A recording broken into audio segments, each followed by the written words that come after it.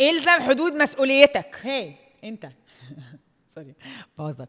انا اسمي ساره عبد المنعم. حلقه النهارده هي على التزام حدود المسؤوليه. يعني ايه حدود المسؤوليه؟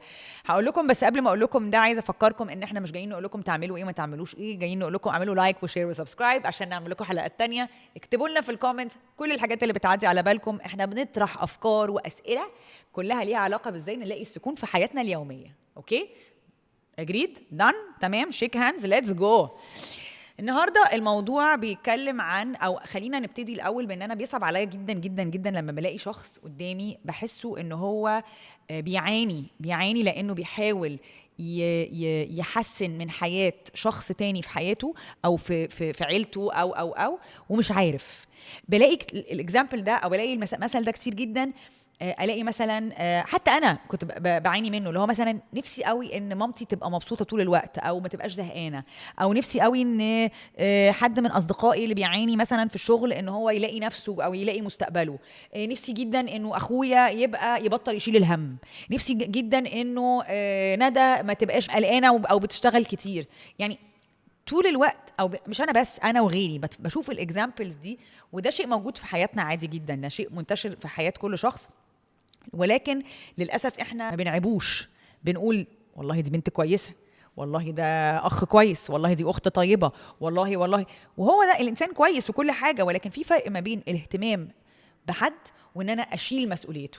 في فرق ما بين الدعم وتحمل المسؤوليه. وده هو ده اللي انا جاي اتكلم عليه النهارده في حلقه النهارده، لانه الخط اللي بيفرق او الحدود اللي بتفصل ما بين الناحيتين ساعات بتبقى صعبه قوي ان الواحد يلاقيها، وبتبقى زي ما بيقولك very blurry، يعني مش متشافه كويس. في examples كتير بقى من اللي انا بقولت عليها دي، مثلا ان يبقى شخص مع شخص حاسس ان هو مسؤول عن تغييره في علاقه، وهو شايف ان الشخص ده عنده مشاكل معينه، فانا هشيل مسؤوليه تغيير الشخص ده، انا هشيل مسؤوليه سعادتك، انا هشيل مسؤوليه التزام او نجاح البني ادم اللي قدامي، انا. وبعدين ابتدي ابقى very frustrated لما الاقي ان الشخص ده مش بينجح، او ان هو مش سعيد او مش مبسوط او والاوحش كمان ان لما بشيل المسؤوليه دي ساعات انا ببتدي ازق نفسي بعيد، او ابتدي الوم نفسي لما الحاجه ما تحصلش، او ابتدي اتغاظ من الشخص لو ما ساعدنيش في تلبيه هذه المسؤوليه، ما هو برضو مواقف في طريقي.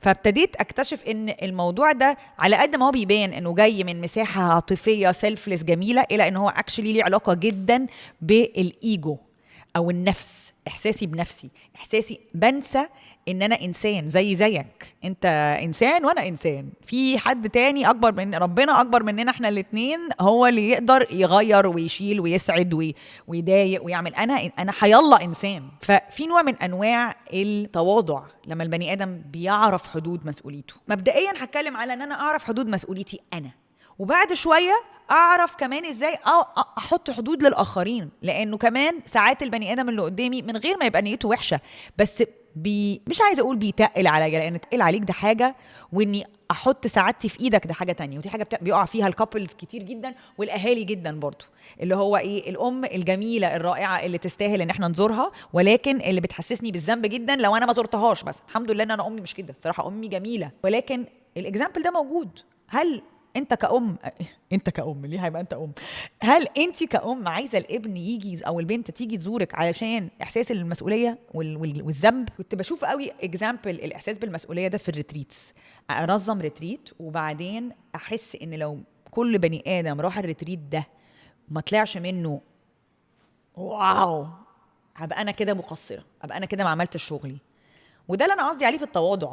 ليه انا حطيت نفسي في مكان اني عندي القدرة على التأثير على كل مجموعة البني آدمين دي، وإني شايفة بطريقة معينة، طريقة واحدة لإزاي إن هم محتاجين يطلعوا. ممكن على فكرة يطلع من الريتريت ده محتاج يطلع من الريتريت ده متضايق عشان يروح ريتريت تاني، عشان الريتريت التاني ده هيلاقي فيه إجابة رائعة، معرفش. لكن فيها نوع من انواع كده التحكم في المستقبل. خلينا نقول طب انا حدود مسؤوليتي ايه؟ طب يعني هل انا بقى ايه، مش مسؤوله اروح ريتريت بقى انظم ريتريت واسيب الدنيا بقى تلوص، اعمل لهم كلاس ما اعمل لهمش، يتبسطوا ما يتبسطوش؟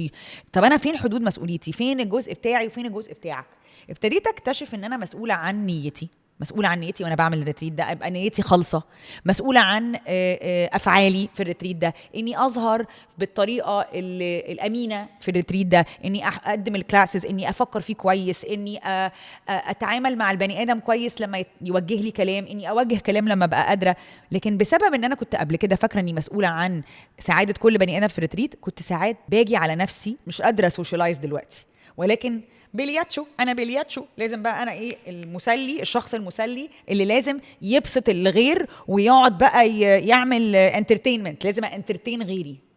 لغايه لما اكتشفت ان انا لما برجع لورا في بني ادم تاني بيانترتين، وعلى فكره بيانترتين احسن، وعلى فكره يستاهل يانترتين، لان هو نفسه يعمل ده من مساحه كويسه، مش من مساحه ان هو حاسس بالمسؤوليه ومن مساحه الهم.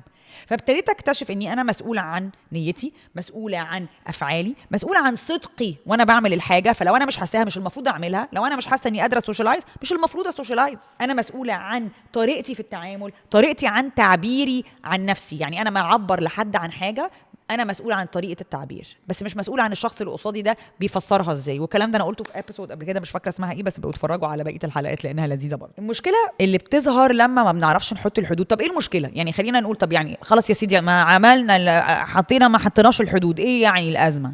اولا بنلاقي مشكله كبيره في ان انا اقول لا.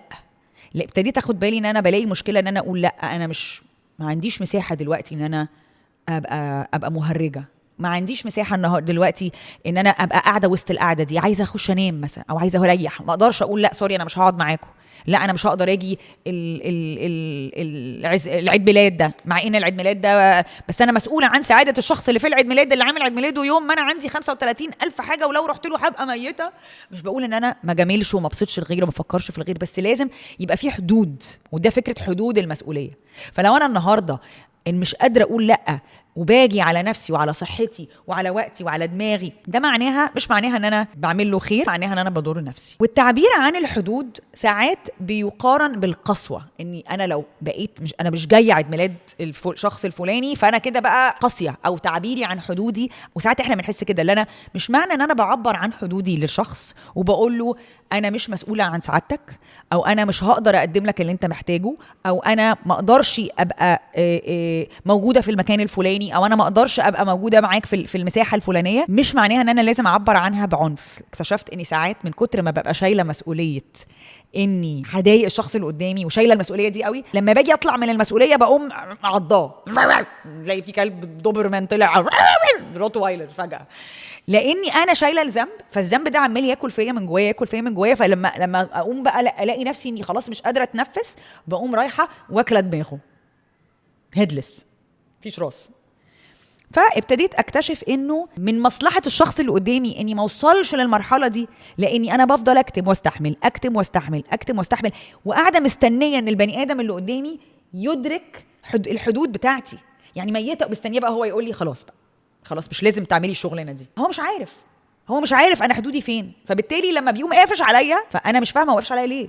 طب ما حضرتك ما قلتليش انا تعبان، وبعدين افكر لنفسي ان انا تعبانه وافكر لك ان انت هتتعب امتى؟ ده انا بالعكس، ده انا كده حاطه مسؤوليه حدودي عليك. يعني انا عملت كده ايه، انا اصلا اتلخبطت من اللي انا بقوله. يعني لو انت فاهم اللي انا بقوله برافو عليك، صفيق حاد برضو.